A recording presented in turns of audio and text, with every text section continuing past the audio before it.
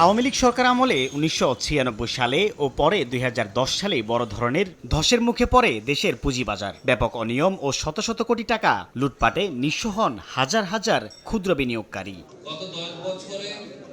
রাজনৈতিক পট পরিবর্তনের পর এসব দুর্নীতির অনুসন্ধানে কোনো অগ্রগতি নেই বলে মনে করেন পুঁজিবাজার সংশ্লিষ্টরা। বৃহস্পতিবার রাজধানীর ঢাকা ক্লাবে আয়োজিত এক সংবাদ সম্মেলনে এমন কথা বলেন ডিএসই ব্রোকার্স অ্যাসোসিয়েশন ডিবি এর সভাপতি।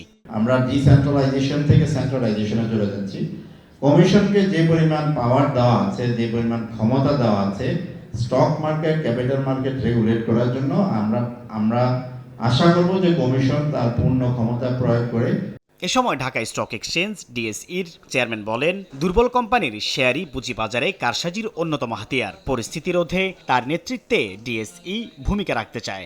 অনেকগুলা মার্চেন্ট ব্যাংক বা ব্রোকারেজ হাউস অত্যন্ত দুর্দশাগ্রস্ত আছে নেগেটিভ ইকুইটির জন্য। সেটা নিয়ে কিভাবে সমাধান করা যায় সেটা নিয়ে আমরা কাজ করছি। বা ব্যাংকের বা ফাইন্যান্সিয়াল ইনস্টিটিউশনগুলোর যে capital market related exposure limit আছে সেটাকে কিভাবে বাজার সহায়ক করা যায় সেটা নিয়েও আমরা কাজ করছি। পুঁজিবাজারে বিদেশি বিনিয়োগ কমার জন্য ফ্লোর প্রাইসকে দায়ী করেন আর্থিক খাতের এই বিশেষজ্ঞ। দাবি জানান আসছে বাজেটে বাজার বান্ধব নীতি গ্রহণের।